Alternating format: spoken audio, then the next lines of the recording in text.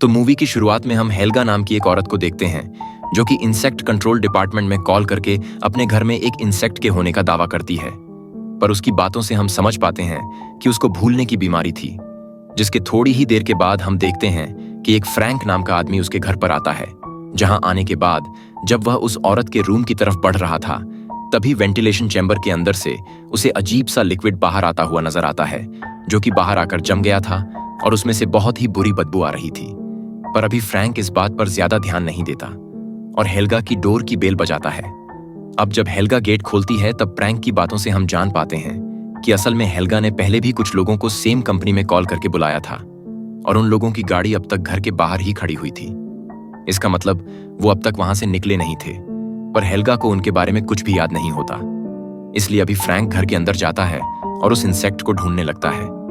तब उसे सीलिंग में से बहुत ही ज्यादा आवाजें आ रही थीं, जिनका पीछा करते हुए वो एक रूम के अंदर पहुंच जाता है जहां पर एक इंसान का बहुत ही ज्यादा खून था। और यह देखकर फ्रैंक बहुत ही ज्यादा डर जाता है। लेकिन तभी उसकी नजर पास में पड़ी एक लाश पर पड़ती है, जो कि असल में वही इंसान था जो कि पहले हेल्गा के घर में इंसेक्ट को मारने आया था। तब उसकी डेड बॉडी को देखने के बाद फ्रैंक समझ जाता है कि उसी इंसेक्ट ने ही उस इंसान को मारा था। और यह बात जानने के बाद फ्रैंक चौकन्ना होकर उस इंसेक्ट को ढूंढने लगता है। ऐसा कितना बड़ा इंसेक्ट हो सकता था जो कि इंसानों को इस तरह से मार रहा था। अब तभी अचानक से उसके सामने एक स्पाइडर आ जाती है जो कि साइज में बहुत ही ज्यादा बड़ी होती है। और अब वो फ्रैंक के ऊपर हमला करते हुए तुरंत ही उसको अपने साथ खींचती हुई वेंटिलेशन चैम्बर के अंदर लेकर चली जाती है। और यह सब हेल्गा ने देख लिया था, जिसको देखकर वह बहुत ज्यादा डर गई थी। पर फिलहाल वह अपनी मेंटल स्टेट के चलते टीवी देखने लगती है। और थोड़ी देर के बाद जब उसे कुछ याद आता है तो फिर से वह कंपनी में कॉल करके इंसेक्ट को पकड़वाने के लिए बोलने लगती है। जिसके साथ ही सीन अब यहाँ से 4 दिन पहले जाता है, जहां पर हम आसमान में 1 मीटर को देखते हैं, जो कि नीचे गिरते हुए गंथर, जो कि हेल्गा की बहन थी, उसके रूम में आ जाता है, जिसमें से एक एलियन स्पाइडर निकलती है, जो कि उस वक्त इतनी बड़ी नहीं थी। अब आगे वहां पर ही हम गंथर की पोती शार्ले को भी देख पाते हैं, जो कि असल में बगल वाले अपार्टमेंट में ही रहा करती थी। साथ ही साथ कभी कभी वो वेंटिलेशन पाइप्स के जरिए हेल्गा और गंथर के रूम में भी आ जाया करती, ताकि वो वहां पर मौजूद एक्शन फिगर्स को ले सके। और आज भी वो ऐसा ही कर रही थी। तो वो वहां पर कुछ टॉयज देखने के बाद मीटर को देखने लगती है। और जब उसे वो स्पाइडर दिखाई देता है तो वो उसको अपने साथ मैच बॉक्स में भरकर अपने पास रख लेती है। अब तभी अचानक से वहां पर गंथर आने वाली थी, जिसकी आवाज को सुनकर वह बहुत ही ज्यादा डर जाती है और वहां से तुरंत ही वेंटिलेशन पाइप्स के जरिए अपने रूम में वापस जाने लगती है। तब पहले वो हेल्गा को देखती है, जो कि अपने काम में लगी हुई थी। फिर जब वो आगे बढ़ती है तो वो एरिक को भी देखती है, जो कि असल में एक बायोलॉजिस्ट होता है और वो अपने काम में लगा रहता था। और जब वह फाइनली अपने अपार्टमेंट के पास पहुंचती है तब तक वहां गंथर पहुंच गई थी, जो कि असल में उस पूरी बिल्डिंग की मालकिन होती है। और वो अपने बेटे और चार्लेट के स्टेप डेड ईथन को डांटने लगती है, क्योंकि उसको पता चल गया था कि शार्ले असल में वेंटिलेशन पाइप्स के जरिए उसके रूम की तरफ गई थी। लेकिन अब बात को संभालते हुए थन जैसे तैसे करके गंथर को वापस भेज देता है और चार्लेट फाइनली अपने रूम में वापस आ जाती है, जहां पर आकर सबसे पहले वह स्पाइडर को एक जार में बंद कर देती है और उसको ध्यान से देखने लगती है। अब होता यह है कि तभी वहां पर ईथन भी आ जाता है, जो कि शार्ले से पूछने आया था कि आखिर वह गंथर के रूम में गई क्यों थी। साथ ही साथ वहां पर हम ईथन की बातों से यह भी जान पाते हैं कि उसके घर में परिवार जैसा कुछ है ही नहीं।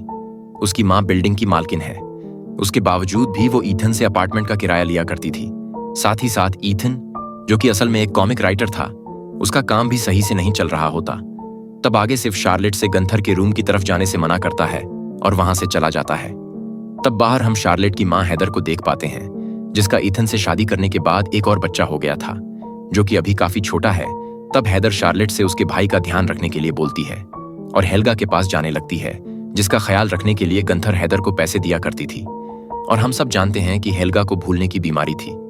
खैर, अब शार्लेट थोड़ी देर तो अपने भाई के पास रहती है, पर बाद में वह वापस से अपने रूम में चली जाती है, जहां पर उसने उस स्पाइडर को रखा हुआ था। तभी उस स्पाइडर के पास अचानक से एक कॉकरोच आने लगता है, जिसे शार्लेट तुरंत ही मार डालती है। वो कॉकरोच को फेंकने ही वाली थी कि तभी अचानक से स्पाइडर एक अजीब सी आवाज निकालने लगती है। और यह देखकर शार्लेट को ऐसा लगता है जैसे कि स्पाइडर उससे खाना मांग रही हो।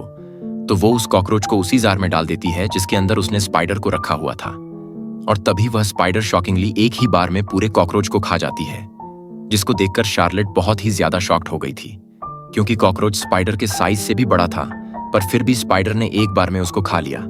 वहीं पर हम इथन को भी देख पाते हैं, जो कि मारिया नाम की एक औरत के यहाँ पर उसका ड्रेनेज पाइप सही करने गया था, जो कि उसके ही अपार्टमेंट में रहा करती थी। और अब काम खत्म करने के बाद इथन नीचे आकर गार्बेज मशीन के पास जाता है, जिसका गेट सही से काम नहीं कर रहा होता, जिसको देखकर पहले इथन उसको सही करता है और वापस से अपने घर जाने लगता है। अब वहीं शार्लेट ऊपर पर और भी ज्यादा कॉकरोचेस को मारकर उस स्पाइडर को खिलाती है, और उस स्पाइडर का पेट अब तक भी नहीं भरा था। वो बस लगातार खाती जा रही थी। यह देखकर चार्लेट अभी बाहर चली जाती है, जहां पर इथन अब अपनी कॉमिक लिख रहा होता है। अब चार्लेट भी आकर उसकी हेल्प किया करती थी, ताकि इथन अपने कैरेक्टर्स को और भी ज्यादा अट्रैक्टिव बना पाए, क्योंकि उसको एक्शन फिगर्स वगैरह का काफी शौक था। तब उन दोनों को एक साथ काम करते देख हेदर को बहुत ही ज्यादा अच्छा लगता है। पर वहां पर अभी भी हम शार्लेट की बातों से जान पाते हैं कि असल में वो इथन को पसंद तो करती है, लेकिन उसे पूरी तरह से अपना डैड नहीं मानती, और इथन भी इसी कोशिश में लगा रहता है कि शायद चार्लेट उसे पूरी तरह से एक्सेप्ट कर ले। खैर, अब रात में हम देखते हैं कि जब इथन को अपनी कॉमिक के लिए कोई भी आइडिया नहीं आता, तब वह शार्लेट के रूम में जाता है। पर अभी वह अपने रूम में नहीं थी। तभी इथन की नजर उसी स्पाइडर पर पड़ती है जिसे शार्लेट ने पकड़ कर रखा हुआ था, जिसको देखकर उसे बहुत ही अजीब लगता है, क्योंकि उसने आज तक ऐसी कोई भी स्पाइडर नहीं देखी थी। पर तभी वहां पर शार्लेट आ जाती है, जो कि किसी भी हालत में इथन का ध्यान उस स्पाइडर से हटाना चाहती थी। तब इथन उसको सोने के लिए बोलता है और उसे बेड पर लिटाकर उसे लव यू कहता है, लेकिन चार्लेट उसकी बातों का कोई भी रिप्लाई नहीं करती और बस सो जाती है। जिसके थोड़ी देर के बाद हम उस स्पाइडर को देख पाते हैं, जो कि अपने आप ही जार के बाहर आ गई थी। तब वो वेंटिलेशन पाइप्स के जरिए हेल्गा के अपार्टमेंट में चली जाती है। और अब आपको समझ में आया होगा कि शुरुआत में वेंटिलेशन पाइप्स के अंदर ये स्पाइडर कैसे गई थी। अब तभी हम हेल्गा के अपार्टमेंट के अंदर उसके मको पैरट को देख पाते हैं, जिसके साथ ये वाला सीन शिफ्ट होकर अगले दिन सरलेट के परिवार पर आता है, जहां उन लोगों की बातों से हम समझ पाते हैं कि हैदर को यहाँ इस तरह से रहना सही नहीं लगता और वह दूसरे घर में रहना चाहती है। लेकिन इथन के पास अभी उतने पैसे नहीं होते कि वो दूसरे घर को अफोर्ड कर पाएगा। अब वो लोग इन सब के बारे में बात कर ही रहे होते हैं कि तभी अचानक से ही उन्हें गंथर के जोर से चिल्लाने की आवाज आती है। और जब वो लोग उसके अपार्टमेंट में जाकर देखते हैं तो वहां पर गंथर का मक्को बहुत ही बुरी हालत में मरा पड़ा हुआ था। उसकी बॉडी को बहुत ही बुरी तरह से किसी ने काटा हुआ था, जिसको देखकर इतन और बाकी सब बहुत ज्यादा हैरान होते हैं। पर अभी उन्हें लगता है कि यह सब किसी चूहे का काम होगा। पर जब वहां पर फ्रैंक को चेक करने के लिए बुलाया जाता है तो फ्रैंक समझ जाता है कि यह काम किसी बहुत ही खतरनाक इंसेक्ट का है, इसलिए वो हर जगह उसे ढूंढने की कोशिश करने लगता है। इधर शार्लेट अपने रूम में आराम से स्पाइडर के पास बैठी हुई थी कि तभी स्पाइडर को एक बिल्ली की आवाज आती है, जिसको सुनकर वो खुद भी बिल्ली की आवाज को मिमिक करने लगती है, जिसको देखकर शार्लेट बहुत ही ज्यादा शॉक्ड थी, क्योंकि ऐसी पहली स्पाइडर थी जो कि ऐसा कर सकती है। ऑब्वियस बात है कि आउटर स्पेस से आई है तो कुछ ना कुछ तो स्पेशल होगा ही। एंड माइट भी ऐसा भी हो सकता है कि उसने कल रात मको पैरट को मार दिया था, और मकस जो होते हैं वह आवाज को मिमिक कर सकते हैं। माइट भी स्पाइडर ने उसकी कुछ एबिलिटीज को ले लिया होगा, उसके अंदर ऐसी चीज आ गई होगी। मतलब ये स्पाइडर तो थी, लेकिन एक तरह से इसको आप एलियन ही समझो, या फिर यह कहे कि एक इंटेलिजेंट लाइफ फॉर्म है ये, या फिर कहीं ये हैग्रिड वाली स्पाइडर तो नहीं है। खैर, फिलहाल शार्लेट फिर से ढेर सारे कॉकरोचेस को मारकर लाती है और स्पाइडर को खाने के लिए देती है।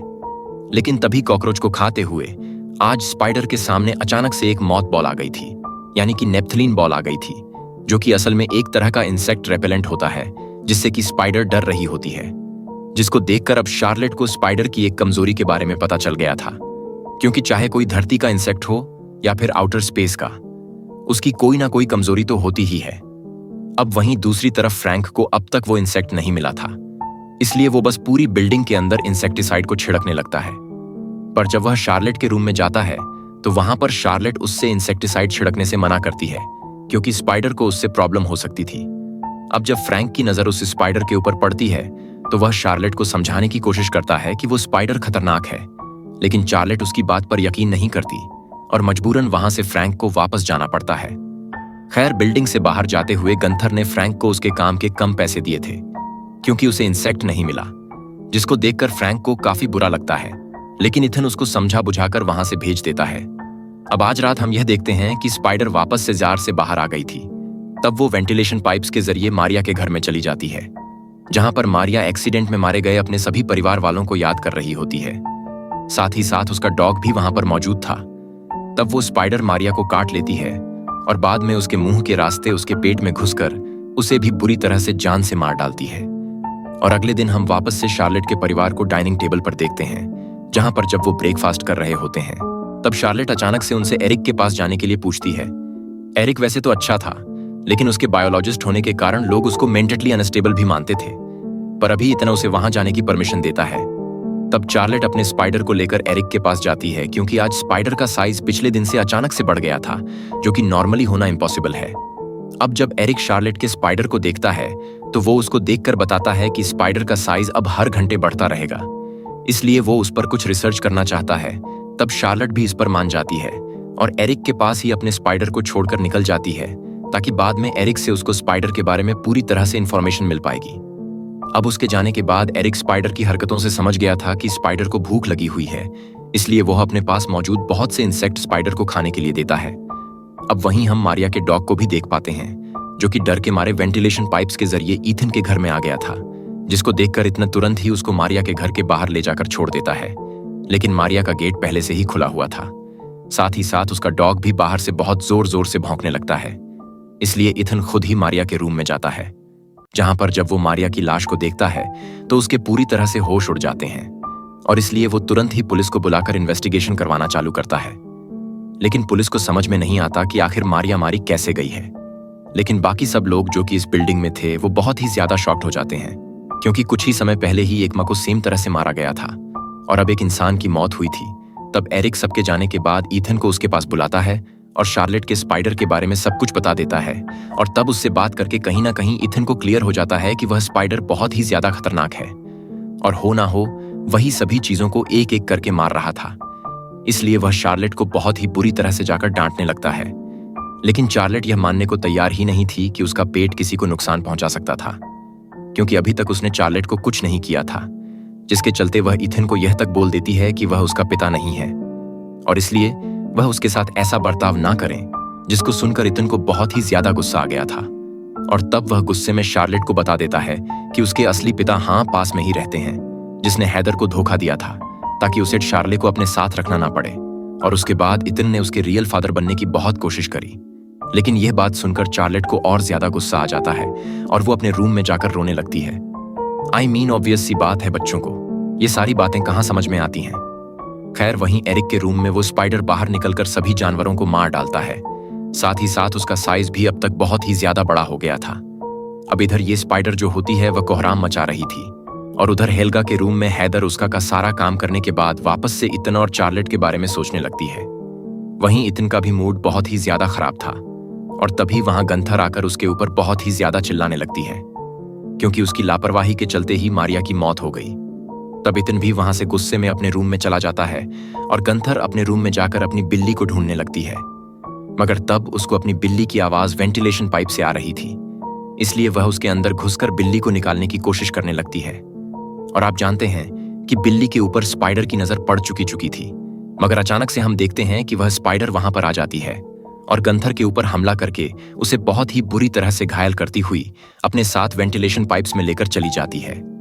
इधर ईथन भी बहुत ही ज्यादा गुस्से में था, और तब वह गुस्से में अपने घर के टीवी को भी तोड़ देता है, जिसको देखकर हैदर को भी गुस्सा आ गया था, जिससे उन दोनों के बीच में बहस होने लगती है, लड़ाई होने लगती है। और तब शार्लेट समझदारी दिखाते हुए अपने छोटे भाई को उठाकर अपने रूम में चली जाती है और हेडफोन्स लगा लेती है ताकि उसे बाहर की आवाज ना आए। और जब ईथन और हैदर लड़ रहे थे तभी वहां पर वही स्पाइडर भी पहुंच जाती है, जो कि अब ईथन और हैदर को भी मारना चाहती थी। और तब वो उन दोनों को भी सेम तरीके से बहुत ही ज्यादा घायल कर देती है और अपने साथ खींचकर वेंटिलेशन पाइप्स में लेकर चली जाती है।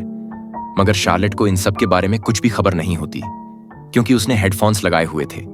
पर थोड़ी देर के बाद जब वह बाहर आ जाती है तो उसे बाहर बहुत सारा खून दिखता है, जिससे अब शार्लेट के सामने भी स्पाइडर की सच्चाई आ गई थी, क्योंकि स्पाइडर वहां पर मौजूद नहीं थी और खून पड़ा हुआ था। उसके माँ बाप भी वहां पर नहीं थे, और वो भी अब तक समझ गई थी कि जो कुछ भी इस बिल्डिंग में अब तक हो रहा था वह सब यही स्पाइडर कर रही है।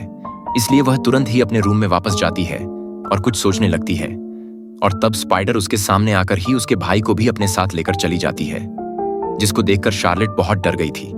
पर उसे अचानक से याद आता है कि स्पाइडर नेपथलीन बॉल से डरती है, इसलिए वो तुरंत ही नेपथलीन बॉल्स का पाउडर बनाकर उसे पानी में मिला देती है और अपने वाटर गन में भर लेती है। अब वो एरिक के रूम में जाती है ताकि वो भी स्पाइडर को हराने में उसकी हेल्प कर पाए, लेकिन तब तक एरिक को भी स्पाइडर ने मार डाला था, जिसको देखकर चार्लेट जल्दी से हेल्गा के रूम में जाती है, जहां पर हेल्गा एकदम से सही थी। उसको असल में भूलने की बीमारी थी। और आप अगर यह सोच रहे हो कि उसको स्पाइडर ने क्यों नहीं मारा, क्योंकि उसका तो उससे कोई रिश्ता भी नहीं था, ना ही उसने उसे कॉकरोच खाने को दिए थे। तो असल में वो कीड़ों को अपने से दूर रखने के लिए हमेशा अपनी जेब के अंदर मॉथ बॉल यानी कि नेप्थलीन बॉल्स को रखा करती थी। इसलिए अब तक स्पाइडर ने उसको कुछ भी नहीं करा था। वो उसके लिए डेंजरस थी, जिसको देखकर शार्लेट उसे इंसेक्ट मारने वाली कंपनी का नंबर देती है और बोलती है कि आप जल्दी से मदद बुलाते रहिए। इतना बोलकर चार्लेट खुद वेंटिलेशन पाइप्स के अंदर जाने लगती है ताकि वह अपने परिवार को बचा पाए। तभी उसे ईथन के चिल्लाने की आवाज आती है, जो कि अभी गार्बेज एरिया में ही था। तब शार्लेट उसकी मदद करते हुए उसके ऊपर नेप्थलीन बॉल वाला पानी डाल देती है, जिससे स्पाइडर का जो वेब होता है वो पिघल जाता है और ईथन आजाद हो गया था। लेकिन अब तक स्पाइडर को सब कुछ पता चल जाता है, इसलिए वह तुरंत ही वहां पर शार्लेट के ऊपर हमला करती है और शार्लेट मॉथ वाटर से उसे वहां से भगा देती है। यानी कि देख रहे हो कितनी खतरनाक लाइफ फॉर्म है ये। जिसने उसे खाना खिलाया उसको ही मारने लग गई थी। खैर, वहीं अब तक हेल्गा ने भी फ्रैंक को घर पर बुला लिया था और यह ठीक वही सीन था जहां से मूवी की शुरुआत हुई थी, यानी कि यह चौथा दिन होता है। खैर, तब स्पाइडर फ्रैंक को अपने साथ पकड़कर ले जाने लगती है, लेकिन फ्रैंक के पास एक नेल गन थी, जिसकी हेल्प से वह तुरंत ही स्पाइडर के ऊपर हमला कर देता है और उसे कुछ देर के लिए वहां से भगा भी देता है। पर तभी उस जगह पर ढेर सारा पानी लीक होने लग गया था, जिससे उन पर लगे हुए मॉथ बॉल का असर खत्म होने लगा था। और अब स्पाइडर उसी चीज का फायदा उठाते हुए फ्रैंक को खींचकर अपने साथ ले जाती है। पर अब शार्लेट और ईथन किसी तरह से अपने परिवार को बचाना चाहते थे और इसलिए वह उसी जगह पर जाते हैं जहां पर स्पाइडर ने ईथन को रखा हुआ था। तब वहां आसपास ढूंढने पर अब गराज कंटेनर के अंदर ईथन को हैदर और उसका बेटा भी मिल जाता है, जिसको देखकर वह तुरंत ही उन दोनों को फ्री करवाता है और चारों परिवार वाले एक दूसरे को गले लगा लेते हैं। यानी कि सबने एक दूसरे को एक्सेप्ट कर लिया था। लेकिन तब तक स्पाइडर वहां पर भी आने लगी थी।